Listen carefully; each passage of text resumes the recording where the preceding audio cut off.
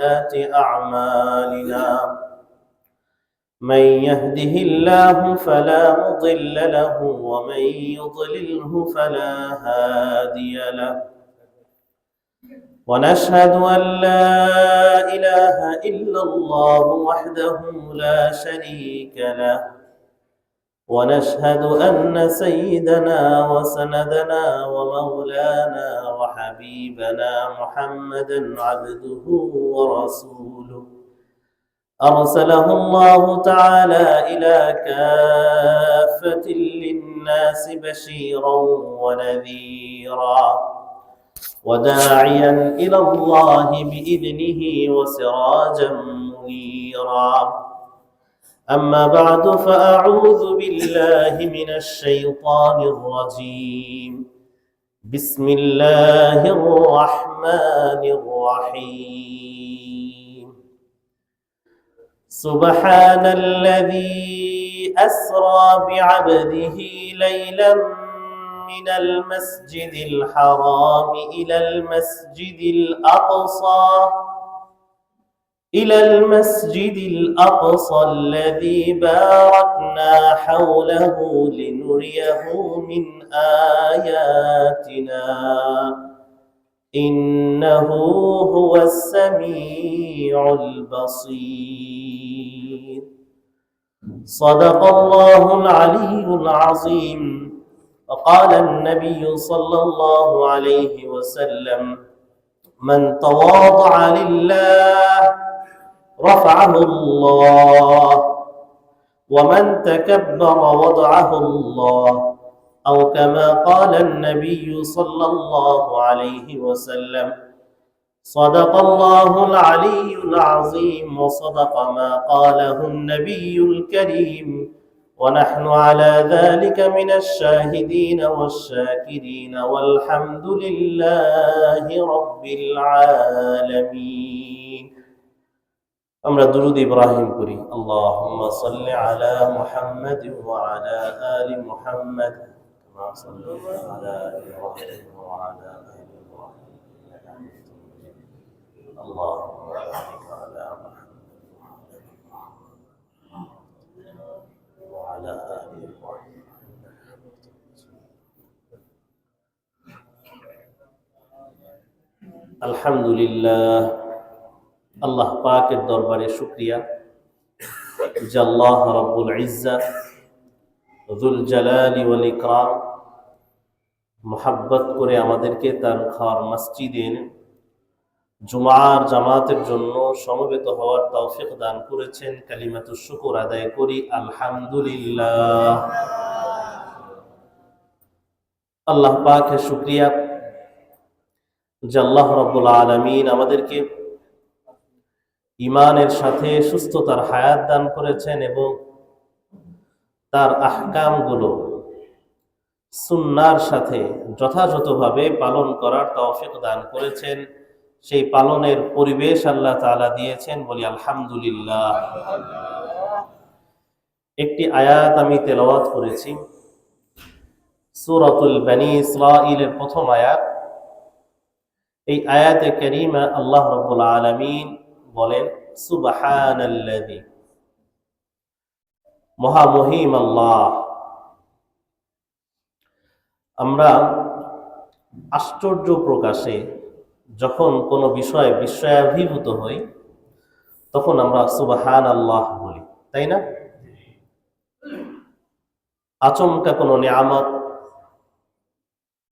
বড় কোনো ঘটনা, আশ্চর্যের কোনো বিষয় আমরা বলি সুবহানাল্লাহ, আল্লাহর পবিত্রতা ঘোষণা করছি। এটা সবই আল্লাহ তাআলার কুদরত। আল্লাহ পাক নিজের ব্যাপারে বলছেন সুবহান, সুবহানাল্লাযী। আল্লাহ তাআলা নিজের ব্যাপারে বলছেন সুবহান, কত মহামহিম আমি। এইখানে যে ঘটনা বর্ণিত হচ্ছে এটা বিস্ময়ের ঘটনা, আশ্চর্যের ঘটনা। আল্লাহ পাকের কুদরতের একটি নিদর্শন। সুবহানাল্লাযী, এই ঘটনার ক্ষেত্রে আল্লাহ তাআলা যে প্রথমে যে শব্দ ব্যবহার করলেন এটাও ইঙ্গিত করে যে ঘটনার কথা বর্ণিত হচ্ছে এটা সাধারণ কোনো ঘটনা নয়। আল্লাহ পাকের অসংখ্য কুদরতের সমাবেশ ছিল, রহস্যের সমাবেশ ছিল, অগণিত নিয়ামতের সমাবেশ ছিল এই ঘটনার মাঝে। সুবহান, যে আল্লাহ কত মহান, কত মহিম, কত পবিত্র, কত কুদরত সম্পন্ন। যে আল্লাযী আসরা বিআবদিহি, যে তিনি তার বান্দাকে রাতের বেলা ভ্রমণ করিয়েছেন।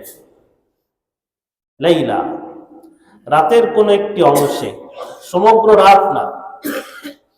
আসরা শব্দের অর্থ রাত্রিকালীন ভ্রমণ। তো এই আয়াত থেকে যেন বোঝা না যায় যে পুরো রাতব্যাপী ভ্রমণ, এই জন্য আল্লাহ আবার নাকেরার সিগা ব্যবহার করলেন, লাইলাতান, লাইলান, রাতের ক্ষুদ্রাতি ক্ষুদ্র একটি অংশে।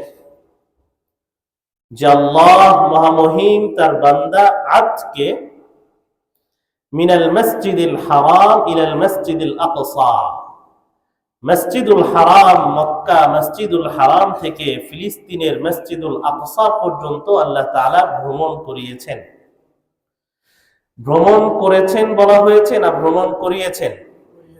আসরা, ভ্রমণ করিয়েছেন, নিয়ে গিয়েছেন রাতের ক্ষুদ্র একটি অংশে। বিআবদিহি কেন বলা হলো? যে তার বান্দাকে নিয়ে। আমি এর ব্যাখ্যা পরে দিব ইনশাআল্লাহ। ইসরা শব্দটা আসছে, আসরা ইউসরি যে সিগা, এর অর্থ রাত্রিকালীন ভ্রমণ, যে রাতের বেলা কোথা থেকে কোথাও যাওয়া। তাই ইসরা বলতে বোঝায় আল্লাহ রাসূল সাল্লাল্লাহু আলাইহি ওয়াসাল্লাম মিরাজের এই ঘটনায় যখন তিনি মক্কা থেকে মসজিদুল আকসা পর্যন্ত গিয়েছিলেন, এই অংশটুকে ইসরা ইসরা বলা হয়। আর মসজিদুল আকসা থেকে তিনি যে উদ্ধারণ করেছেন, সপ্ত আসমানের উপরে গিয়েছেন, বাইতুল মামুর পর্যন্ত গিয়েছেন, আল্লাহ রাব্বুল আলামিনের সাথে সাক্ষাৎ করেছেন, জান্নাত জাহান্নাম দেখেছেন, এই যে ভ্রমণ, এই ভ্রমণকে মেরাজ বলা হয়। তো ইসরা এবং মেরাজ, মেরাজ শব্দের অর্থ উদ্ধারণ। কোরআনে আসছে তা'রুজুল মালাইকাতু ওয়ার রূহু ইলাইহি ফি ইয়াউমিন কানা মিকদারুহু 50000 সানা, যে 50,000 বছরের পথ এটি ফেরেশতাদের জন্য, যে তারা বান্দাদের আমল নিয়ে আল্লাহ তাআলার সাথে সাক্ষাৎ করে, উদ্ধারণ করে। তা'রুজুল মালাইকা।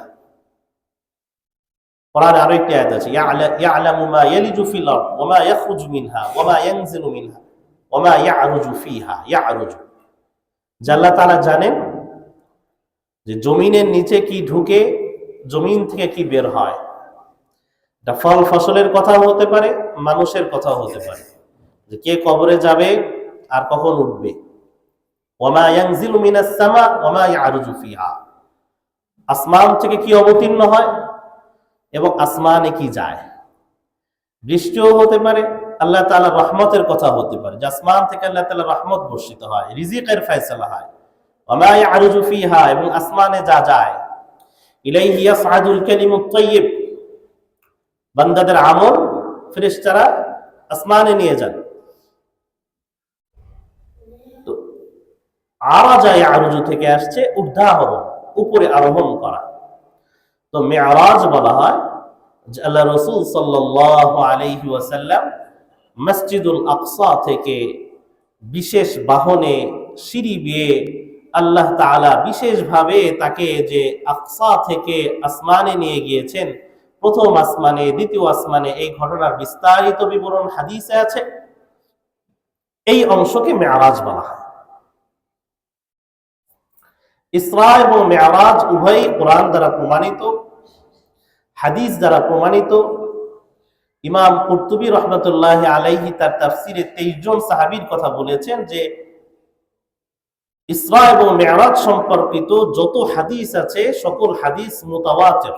মুতাওয়াতির হাদিস মানে হলো যে আল্লাহ রাসূল সাল্লাল্লাহু আলাইহি ওয়াসাল্লামের পর থেকে সাহাবীদের জামাত, তাবিঈনদের জামাত, প্রত্যেকটা যুগে একটি বহু সংখ্যক সাহাবী যাদের উপর নির্ভর করা যায় তারা সেটা বহু সংখ্যক লোক বর্ণনা করেছেন এই মুতাওয়াতির হাদিসের বিধান কোরআনের সমপর্যায়ে।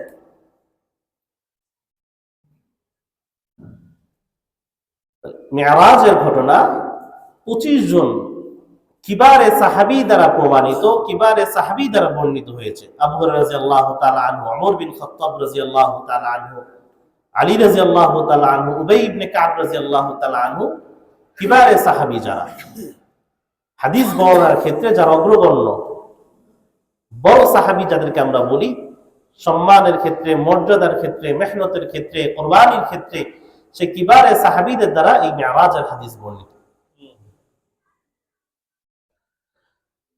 তো প্রসঙ্গক্রমে কথা আসে যে মেরাজ কখন সংঘটিত হয়েছে, এই ব্যাপারে অসংখ্য মত পাওয়া যায়। ইবনে আসাকির বলেন যে বিখ্যাত ইতিহাসবিদ ছিলেন যে নবুয়তের প্রথম লগ্নেই হয়। ইবনে ইসহাক বলেন যে নবুয়তের মাঝামাঝি সময় হয়, নবুয়তের পর মক্কার যে আল্লাহ রাসূল সাল্লাল্লাহু আলাইহি ওয়াসাল্লাম 13 বছর ছিলেন, মাঝামাঝি সময় হয়।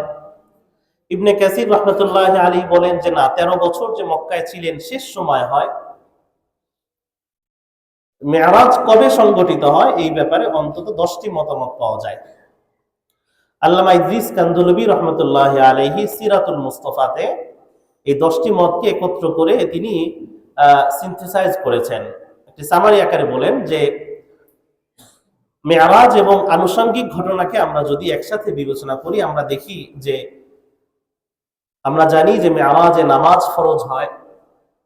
খাদিজা রাদিয়াল্লাহু তাআলা আনহা, আম্মা জান খাদিজা রাদিয়াল্লাহু তাআলা আনহা, তিনি নামাজ ফরজ হওয়ার আগে ইন্তেকাল করেছিলেন। আবার খাদিজা রাদিয়াল্লাহু তাআলা আনহা শিয়াবে আবি তালিব যে বন্দিশালা ছিল মক্কার কুরাইশদের, সেখানে তিনি আল্লাহ রাসূল সাল্লাল্লাহু আলাইহি ওয়াসাল্লামের সাথে ছিলেন। নবুয়তের 10ম বছরে শিয়াবে আবি তালিব থেকে মুসলমানরা মুক্ত হয়। তো আম্মা জান খাদিজা রাদিয়াল্লাহু তাআলা আনহার ইন্তেকাল ছিল নবুয়তের 10ম একাদশ বছরে। তাই এই আনুষঙ্গিক ঘটনাগুলো, সিরাতের ঐতিহাসিক ঘটনাগুলো থেকে আমরা বলতে পারি যে এটা নবুয়ত প্রাপ্তির 11 বছর পর যে কোনো একটি মাসে হয়েছিল। এই মাস নিয়েও ইতিহাসবিদদের মধ্যে 5টি মাসের কথা পাওয়া যায়: রবিউল আউয়াল, রবিউল সানি, রজব, শাবান, রমাদান। তবে প্রসিদ্ধ একটি মত, যখন নাকি কোনো একটি বিষয়ের নির্ধারিত দলিল পাওয়া যায় না, যে নির্দিষ্ট দিন নির্দিষ্ট মাসের কথা পাওয়া যায় না, তখন প্রসিদ্ধ মতামতের প্রতি গ্রহণ করা হয়। তো ইবনে কাসির রাহমাতুল্লাহি আলাইহি তিনি বলেন যে ওয়াল আশহাব, প্রসিদ্ধ একটি মত হলো এটা রজব মাসের 27 তারিখে সংঘটিত হয়েছে। তবে রজবের 27 তারিখে যে মেরাজ হয়েছে এই ব্যাপারে কোনো দলিল নেই, স্পষ্টত কোনো দলিল নেই, হাদিসেও নেই, কোনো তাবেঈনদের কথাও নেই, সাহাবীদের কথাতেও নেই, স্পষ্ট কোনো দলিল নেই। কিন্তু এটা উলামায়ে কেরাম এবং ইতিহাসবিদদের কাছে একটি প্রসিদ্ধ মতামত, এতটুকুই। রজব মাসের 27 তারিখ এই দিনকে শবে মেরাজ মনে করা, স্পষ্টভাবে এদিনই হয়েছে মনে করা, এবং এই সংক্রান্ত এটাকে কেন্দ্র করে কোনো ইবাদত করা, যা কিছু করা হোক সবকিছুই বেদাত, এক কথায়। এই ব্যাপারে যেহেতু দিনটাই নির্ধারিত না, তাই এই দিন সংক্রান্ত কোনো কাজের প্রশ্নই আসে না। তো কেউ যদি শবে মেরাজকে কেন্দ্র করে কিছু করতে চায়, কোনো খাবার দাবার আয়োজন করতে চায়, এই দিনকে কেন্দ্র করে বিশেষ কোনো নামাজ পড়তে চায়, বিশেষ কোনো রোজা, যাই হোক সবকিছু বিদআত হবে। তো এই দিনকে কেন্দ্র করে কোনো ইবাদতের কথা উল্লেখ নাই। আমরা গত জুমায় আলোচনা করেছি যে রজব মাসে রোজা রাখা, নফল রোজা রাখা, এটা সুন্নাহ দ্বারা প্রমাণিত, সাহাবীদের দ্বারা প্রমাণিত, তাবেঈনদের আমল দ্বারা প্রমাণিত। কিন্তু শবে মেরাজ পালন এটা কোনোভাবে প্রমাণিত নয়। তো এবার আসি যে কেন এই মেরাজের প্রয়োজনীয়তা কি ছিল, যে মেরাজকে আমরা কিভাবে দেখব, এই কারণ কি ছিল। যে আল্লাহ রাব্বুল আলামিন সূরা বনী ইসরাঈলের যে প্রথম আয়াত, এই আয়াতে একটি কারণ বলেছেন, লিনুরিয়াহু মিন আয়াতিনা। এই যে আমি আমার বান্দাকে ইসরা উদ্ধারণ করালাম, এর কারণ হলো লিনুরিয়াহু মিন আয়াতিনা, যাতে আমি আমার এই বান্দাকে আমার কিছু নিদর্শন দেখাতে পারি। লিনুরিয়াহু মিন আয়াতিনা, আমার নিদর্শন তাকে দেখানোর জন্য। এই নিদর্শন কি নিদর্শন? আমরা যদি আম্বিয়া আলাইহিমুস সালামের ইতিহাস দেখি, যে আল্লাহ রাব্বুল আলামিন নবীদের কাছে বিভিন্ন ভাবে প্রকাশিত হয়েছেন। কোন নবীর সাথে কথা বলেছেন, ও কাল্লামাহু মূসা তাকলিমা, যেমন তিনি মূসা আলাইহিস সালামের সাথে কথা বলেছেন। কোন নবীর সাথে স্বপ্ন যোগে নির্দেশনা দিয়েছেন, যে স্বপ্নে বারবার নির্দেশ পেতেন। কোন নবীর সাথে ফেরেশতাদের মাধ্যমে কথা বলেছেন, মূসা আলাইহিস সালামের সাথে সরাসরি কথা বলেছেন। ঈসা আলাইহিস সালামকে আল্লাহ তাআলা বিশেষ মাধ্যমে উঠিয়ে নিয়েছেন। এক এক নবীর সাথে আল্লাহ তাআলার মুআমালা এক এক রকম ছিল। স্রষ্টা সৃষ্টির কাছে এই যে প্রকাশের ধারা, যে আল্লাহ রাব্বুল আলামিন তিনি স্রষ্টা, রব্বুল আলামিন তিনি, আর বাকি সব কিছু তার সৃষ্টি। এই স্রষ্টা সৃষ্টির কাছে প্রকাশিত হচ্ছেন, এক এক নবীর সাথে এক এক ভাবে তিনি প্রকাশিত হয়েছেন। সাইয়্যিদুনা মুহাম্মাদুর রাসূলুল্লাহ সাল্লাল্লাহু আলাইহি ওয়াসাল্লাম তিনি ছিলেন সর্বশেষ নবী, খাতামুন নবিয়্যিন। তিনি যদি চলে যান, এরপর আর কার কাছে আল্লাহ তাআলা প্রকাশিত হবে? তো আল্লাহ রাব্বুল আলামিন সাইয়্যিদুনা রাসূলুল্লাহ সাল্লাল্লাহু আলাইহি ওয়াসাল্লাম তার কাছে তিনি সর্বোচ্চ প্রকাশিত হয়েছেন, বলেন সুবহানাল্লাহ। আর নবীদের সাথে কথা বলেছেন, আড়ালে কথা বলেছেন। আল্লাহ রাসূল সাল্লাল্লাহু আলাইহি ওয়াসাল্লামের সাথে আল্লাহ তাআলা কাছে ডেকে নিয়ে সরাসরি কথা বলেছেন। তো মিরাজের মাহাত্ম্য হলো, এটা ছিল সৃষ্টির কাছে স্রষ্টার সর্বোচ্চ প্রকাশ, এবং এই সর্বোচ্চ প্রকাশ তিনি হয়েছেন তার সৃষ্টির মধ্যে সর্বশ্রেষ্ঠ সৃষ্টির কাছে। স্রষ্টা তার যে সর্বশ্রেষ্ঠ সৃষ্টি, তার কাছে তিনি সর্বোচ্চ প্রকাশিত হয়েছেন, বলেন সুবহানাল্লাহ। এর থেকে আমরা যে শিক্ষা পেতে পারি, যে আমাদের গায়েবের প্রতি ঈমান বাড়াতে হবে। গায়েবের প্রতি দেখেন, আপনি কোরআন খুললে প্রথমেই পাবেন হুদাল লিল মুত্তাকিন আল্লাযীনা ইউমিনুনা বিল গায়ব। যে কোরআন কাদের জন্য হেদায়েত? মুত্তাকিদের জন্য হেদায়েত। মুত্তাকি কারা? প্রথম বৈশিষ্ট্য আল্লাযীনা ইউমিনুনা বিল গায়ব, যারা গায়েবের প্রতি ঈমান আনে। গায়েব কি? জান্নাত গায়েব দেখেছি আমরা কেউ? জাহান্নাম দেখি। আরশ, বাইতুল মামুর, আসমান, আখিরাতের বিভিন্ন ঘটনাবলী, যা আখিরাতে কিভাবে শাস্তি দেওয়া হবে, জান্নাতীরা কিভাবে নিয়ামত প্রাপ্ত হবে, দেখেছি। তো আমাদের সবার পক্ষ থেকে আমাদের নবী মুহাম্মাদুর রাসূলুল্লাহ সাল্লাল্লাহু আলাইহি ওয়াসাল্লাম দেখে এসেছেন। তাই গায়েব আর গায়েব রইল না, ফাতহুল গায়েব ছিল রাসূলুল্লাহ সাল্লাল্লাহু আলাইহি ওয়াসাল্লামের কাছে। মিরাজের মাধ্যমে গায়েবের এই বাঁধনকে উন্মোচিত করা হয়েছিল। এখানে সংশয়ের কোনো অবকাশ নেই, জান্নাত জাহান্নাম নিয়ে সংশয়ের কোনো অবকাশ নেই। সচক্ষে দেখেছেন এমন একজন মানুষ আমাদেরকে বলেছেন, যার পক্ষ থেকে মিথ্যা কল্পনাও করা যায় না। মিরাজ সংগঠিত হওয়ার একটি কারণ তো এটা ছিল, যে আল্লাহ রাব্বুল আলামিন লিনুরিয়াহু মিন আয়াতিনা, যে আমি আমার বান্দাকে আমার কিছু নিদর্শন দেখাতে চাই। আল্লাহ তাআলা যে ইকমালু তারিফিল খালিক ইলাল মাখলুক, মাখলুকের কাছে আল্লাহ তাআলা তার নিজের তারিফ, তার পরিচয়কে আল্লাহ তাআলা পরিপূর্ণ করেছেন এই মিরাজের মাধ্যমে। এবং আমাদের জন্য যে শিক্ষা, যে গায়েবের প্রতি পরিপূর্ণ বিশ্বাস। যে কেউ যদি আপনাকে বলে যে আপনি তো জান্নাত দেখেন নাই, তারপরে আশায় বসে আছেন, হ্যাঁ দেখেছি, আমাদের নবী দেখেছেন, আর ওনার কথাকে আমরা বিশ্বাস করি, পরিপূর্ণ বিশ্বাস করি। তো মুহতারাম হাজিরিন, মিরাজের মাধ্যমে রাসূলুল্লাহ সাল্লাল্লাহু আলাইহি ওয়াসাল্লামের ফজিলত প্রকাশ পায়, যেটা তার মুআজিজাত গুলোর মধ্যে অন্যতম মুআজিজা, প্রথম সারির মুআজিজা ছিল।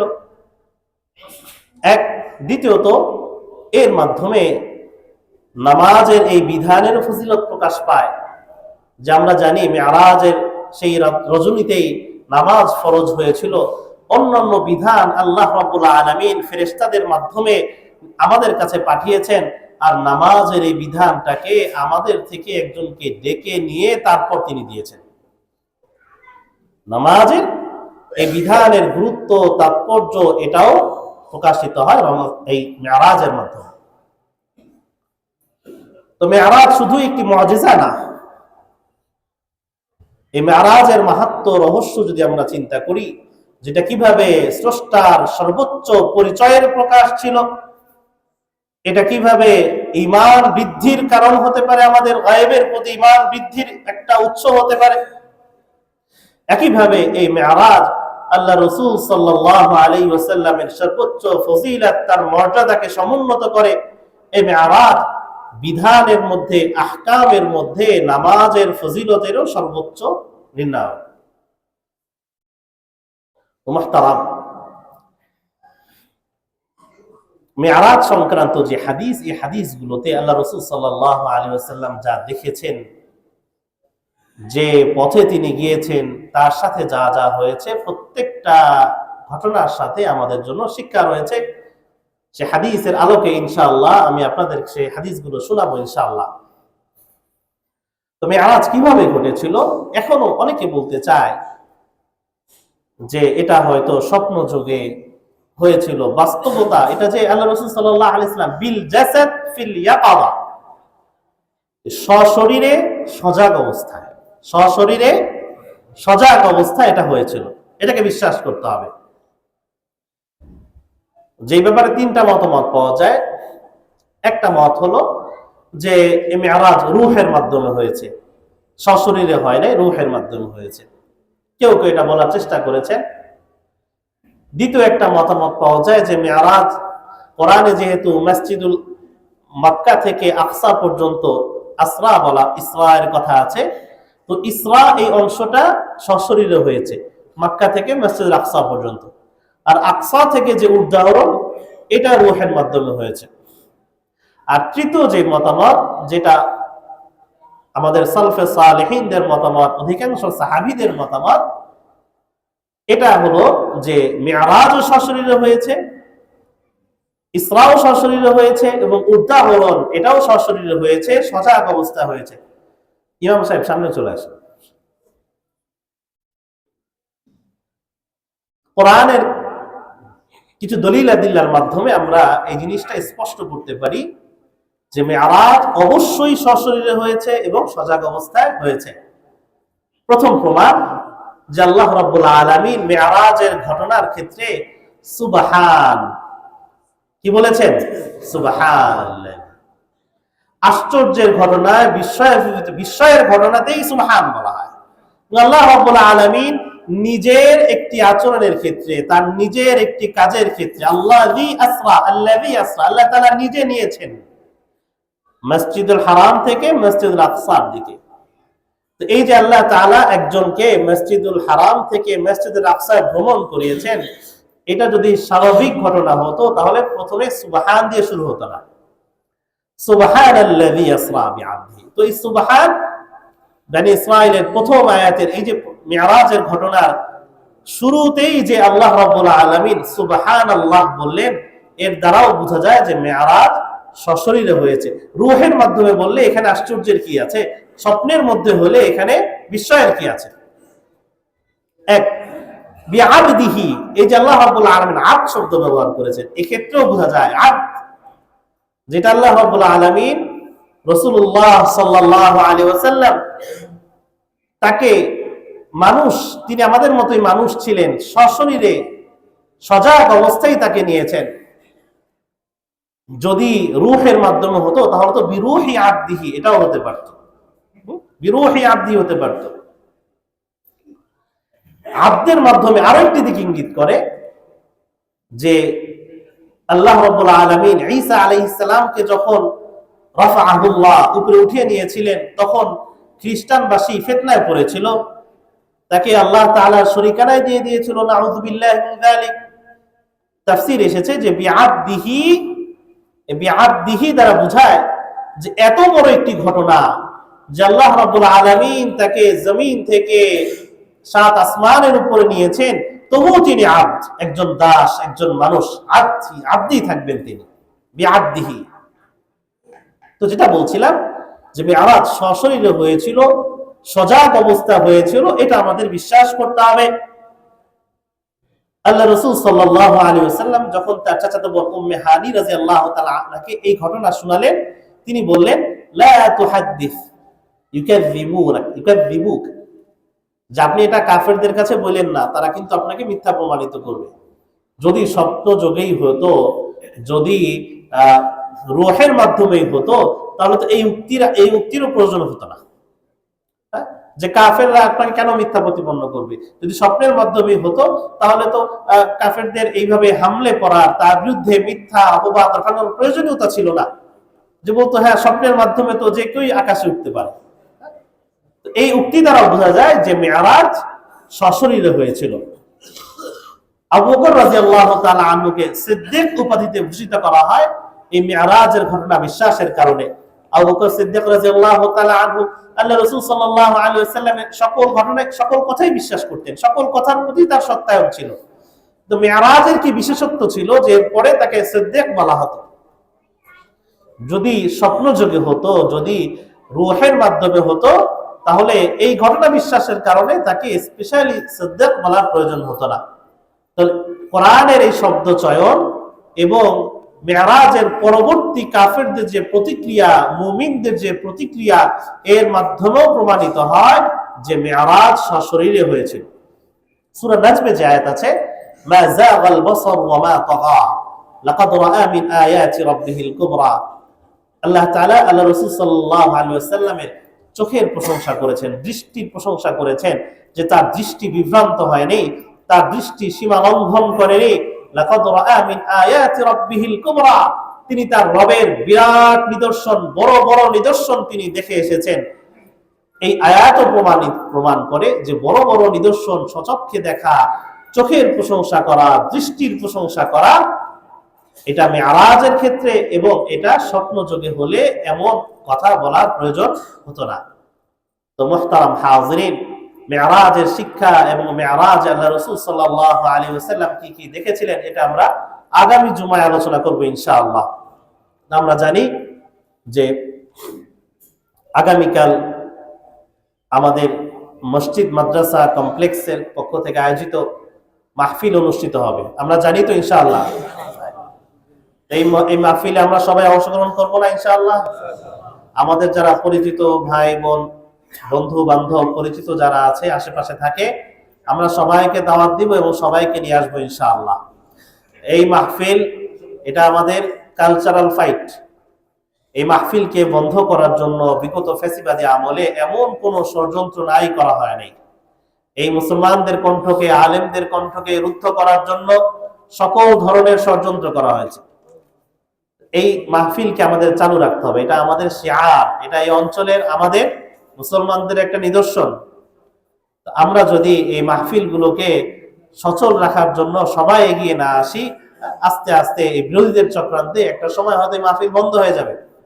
এই সময়ের মধ্যেও যারা কষ্ট করে এই মাহফিলকে আয়োজন করার জন্য চেষ্টা করছেন, মেহনত করছেন, আল্লাহ তাআলা সবাইকে পরিপূর্ণ ফজিলত দান করুক এবং এই মাহফিল সফল হোক। আমি দোয়া করি, আপনারাও দোয়া করবেন, আল্লাহ তাআলা এই মাহফিলকে কবুল করে